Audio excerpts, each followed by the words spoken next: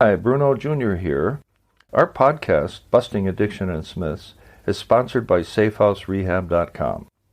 SafeHouse believes that traditional treatments fall short of the needs of clients who face the modern problems of addiction. Modern problems need modern solutions. Multiple addictions, multiple relapses, multiple triggers, and cheaper and more powerful street drugs set up unprecedented challenges facing treatment centers. What is needed is a more sophisticated approach, a better way forward. There are 3 reasons to choose our progressive modern treatment program. 1, a more sophisticated intake process. 2, technology proven to enhance recovery. And 3, the most robust aftercare program in our sector. To learn more, visit us at safehouserehab.com.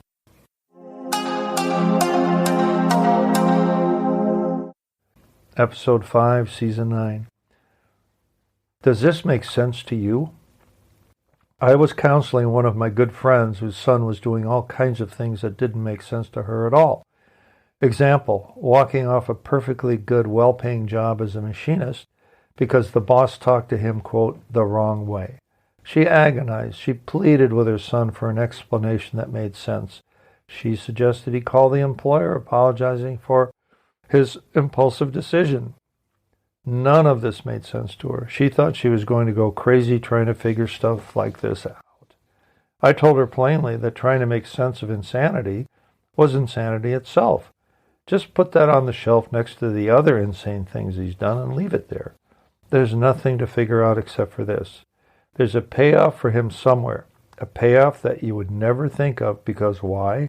Because you are sort of normal and he's not even close to normal. Alcoholics and addicts have a belief system that is in direct contrast to that of normal people, or non-addicts, non-alcoholics. Much of what I write I attribute to Deborah J. and her superb book about a new way of thinking about addiction called No More Letting Go. Here are some examples of what alcoholics and or addicts believe. Doesn't make sense to us, but it does make sense to them as a consequence of their twisted thinking. So none of this makes sense.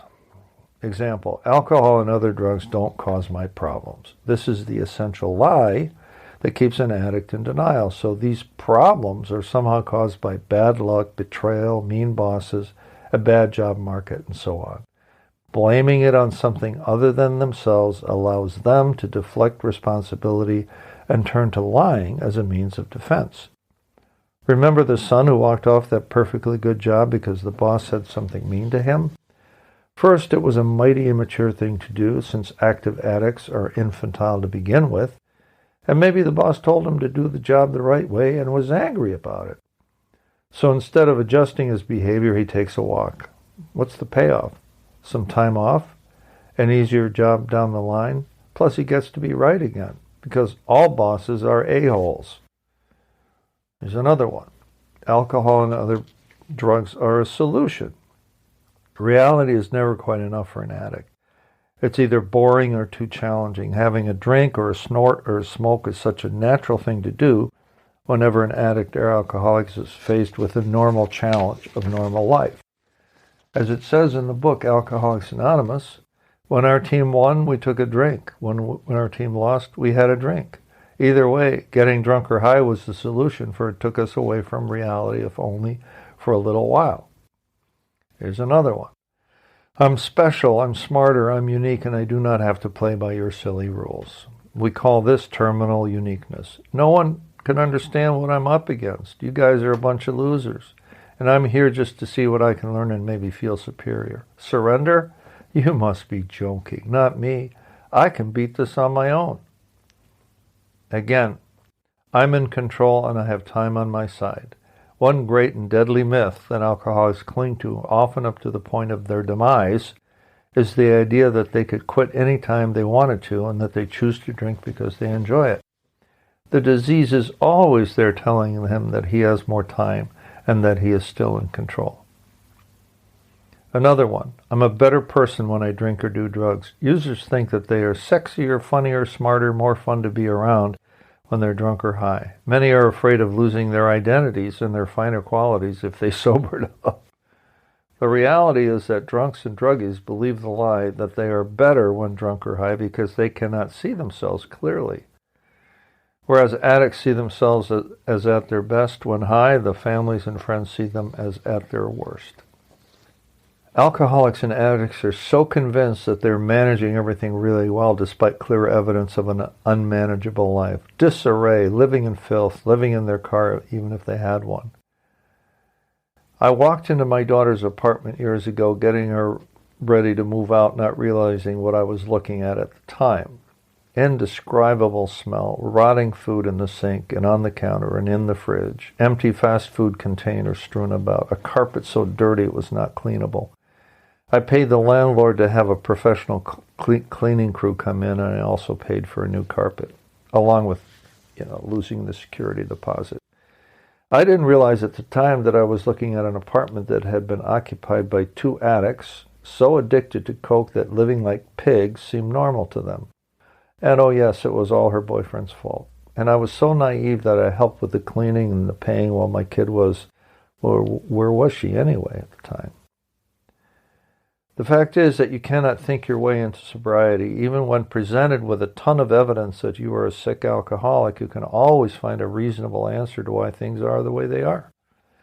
What people who have never had the experience of being low-bottom drunks like me do not understand, and how could they, I don't blame them, is the absolute shame, zero self-esteem, and loss of any self-respect that comes with being a full-blown addict alcoholic. It takes a huge effort to appear normal when you're not normal, and do not believe you will ever be normal. Now that's sad. You think people can see right through you and know that you're a loser. You would like to ask that nice woman out, but you have so little self-confidence you don't bother to ask.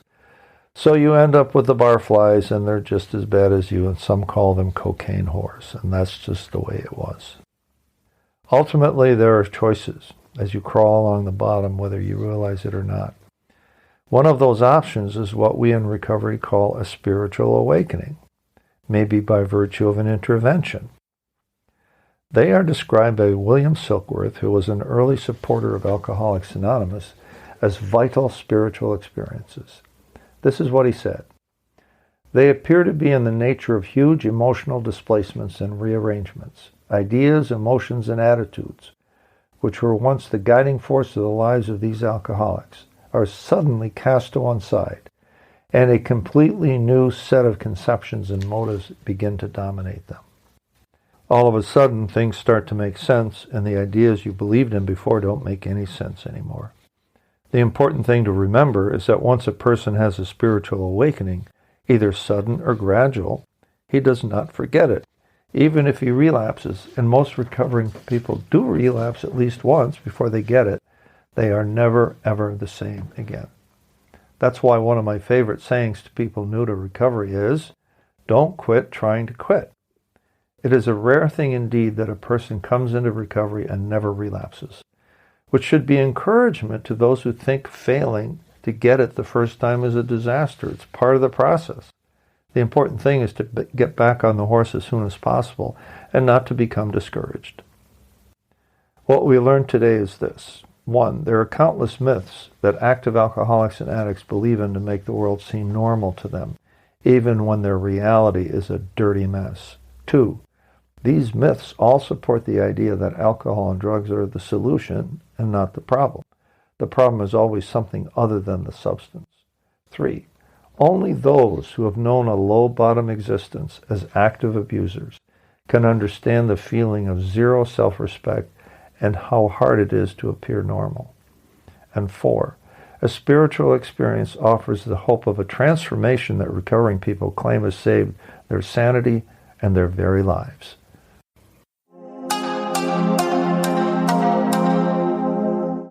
Our podcast is sponsored by SafeHouseRehab.com, a modern approach to recovery. To learn more, visit us at SafeHouseRehab.com.